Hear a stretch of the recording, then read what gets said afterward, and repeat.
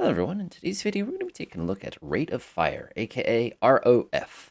Now, rate of fire is a relatively straightforward concept, but what makes it a little complicated is there are different units with different types of rate of fire in command modern operations. So let's go ahead and take a look at my lucky unit here. We have, of course, the FFG. This is the Oliver Hazard Perry class. It's actually the Underwood. I like this version a little better because it's a bit longer. That simply means you get a longer helicopter, which is always handy for those of you who play Dangerous Waters back in the day. But what we're going to be doing today is we're going to be showing you the different parts of the rate of fire. So what I'm going to do first is I'm going to go ahead and open up my handy dandy little weapons page and take a look at the weapons on board this ship. One thing you'll notice here is if I go down to the bottom, you'll see that we have a Mark 13 Mod 4 single rail. For those of you who can almost see this picture here, right where my mouse is up in the upper right corner here, you can see this a little tiny little missile that just sort of chills on this little mount that can rotate quickly. It is, not the fastest firing missile mount. Basically, it fires a missile, then has to go vertical, jumps down, and the next missile kind of slides out from a little magazine in here, and it fires again. So it is not, vertical launch system by any means, but it's quick enough. Now, if I come in here and open up the actual weapon itself, what you're going to see here is I have a total of 34 of these suckers, plus I have one sitting on the rail right now. That actually works really, really well for us. Now, if I pull this aside real quick and go ahead and open up the magazines page, let's see here, magazines. There we go. You'll notice that I have a missile mount, basically a magazine for it. And if I open the sucker up, you will see the fact that I have 34 of these things basically chilling on that magazine. So if you come down here, you see I have 34 on the mount mag, check. And you can also see that I have one basically ready to fire. So what I'm going to do is I'm going to fire this weapon. Now I need to find something to put a hole into first here. This is the latest beta, by the way, the 1436 version. It started and there was music playing and I didn't know what was going on. So anyway, I'm going to grab this one, Shift F1, go ahead and click on this bogey here. You can see I'm pretty much ready to go. I'm going to go ahead and fire just one. And we have to time this carefully because when we do launch, we need to tap that space bar pretty much immediately. Ready? Oh, I thought it was going to launch. All right, let's see what the holdup is. A 50-50 shot that we're just out of deals. Yeah, I had a feeling. We're just not quite in range yet for this weapon. It's an interesting weapon, by the way. It's definitely an early version of the SM, but man, it works great. Got to get ready, almost in range. If you're wondering, by the way, how I'm tracking this, I have myself a radar barge. So what I did is, everybody knows I use the TPS-43E for everything. I finally just got smart and put it on a barge. I should make a specific request for, just the PGATCOM unit, and it's just a TPS-43 sitting on a, relatively fast-moving barge. There it goes. Pause. Nice. So we have here the weapons on the way. It just fired just a moment ago. You can see it has even picked up enough speed here. So let's go back to the Underwood real quick. So I'm going to go ahead and open up our weapons one more time here. And what you'll see here, if I scroll down, is we're pretty much ready to fire the next one. It's already slid up into position, ready to go. And you can see down here from the magazine that it is also ready to go. And again, that was a total of a 4-second reload time. And you're sitting here going, how did you know that it was a 4-second reload time? Well, watch this.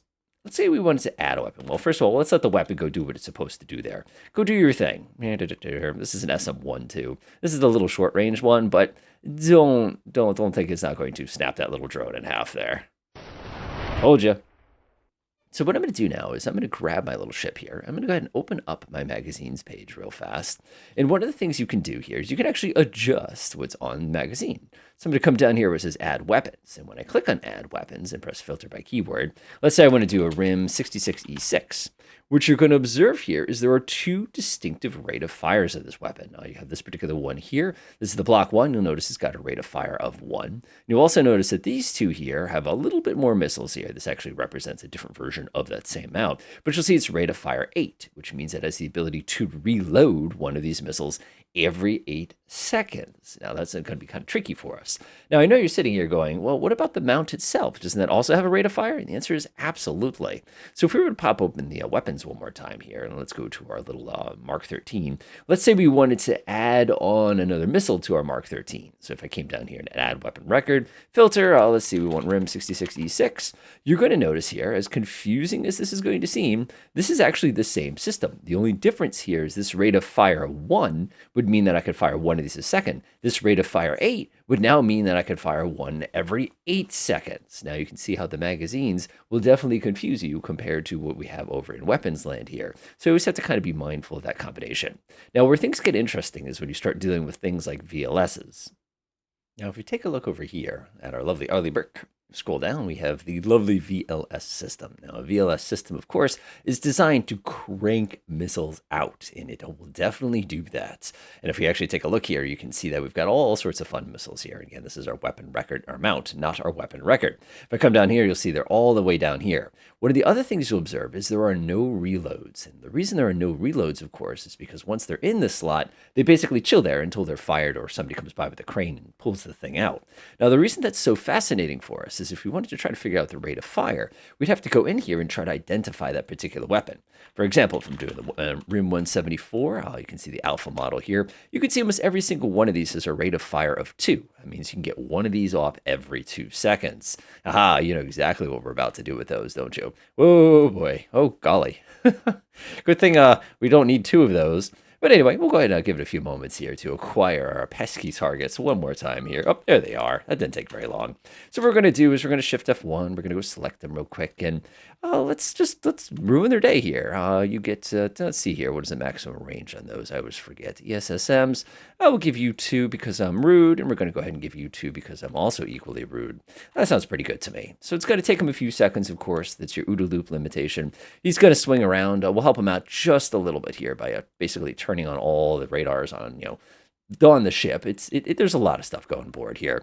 Give it just a moment, and what we're going to observe here is when we do start firing, I think we have just a few moments before they're going to start ripping off in a second. Of course, we can use the ESSM. Actually, we'll get a little bit closer. Cheap. Pause. So that one fired at 28. So if you give it 2 seconds, there goes the other one, and then there goes the other one, and then there goes the other one. All bang, bang, bang, bang, bang, bang, just like that.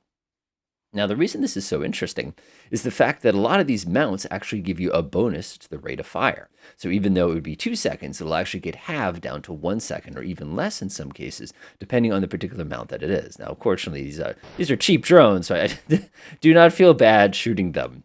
Now, where you really, really feel rate of fire more than anything, however, is when you're in a submarine situation. Now, what we have here is our lovely little Kilo, and of course the pesky Underwood, the DGG. Actually, not the Underwood. We're done with it. We're done with the Ollieburg now. And one of the fun things, of course, is you have these big old torpedo tubes, and they take a long time to reload. So if I were to go ahead and we'll do an F1 action, not a shift F1 action here. I don't actually trust anything. So we'll go ahead and let those rip. And of course, now that they have fired, if I press my weapons button, go ahead and take a look, you'll see it's got a 2-minute reload time here. So if you want to imagine that from a rate of fire perspective, you're talking a 120 rate of fire because it is taking that long to basically get the next one ready to fire. And you can see they've already got one of those, the physics ones. I love that they're called physics. Great touch there. So if I were to come in here, for example, let's say I want to add let's see here, a 5365, for example. You'll see that some of the times that it takes to reloads are pretty darn substantial, but the time to actually fire individual shots are pretty quick. Now, when I go back to the magazine, this is really where the magic happens. Go in here, and all of these different weapons have that nice long reload time. Another thing I want to mention as well is several crews, depending on the ship, will have their reload times modified by their crew proficiency. In this case, I have a crew that is incredibly talented. This is a regular crew. These were cadets. Things would be even slower.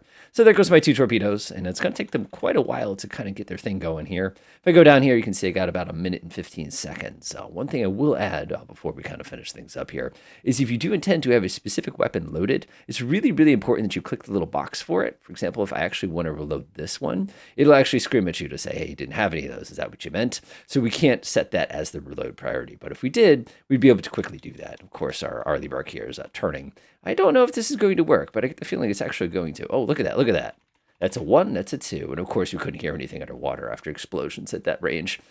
Whoopsies. You can tell I'm running the beta here. I haven't had the time to kind of go through and clean that up. But sigh. It is a sad day. So as you can see, rate of fire, the smaller numbers, the better. And it's important that you think about the rate of fire in terms of almost like, is it mounted to something, in which case it's going to be faster than it says, or is it just sitting there, in which case it's going to be about what it says? Enjoy.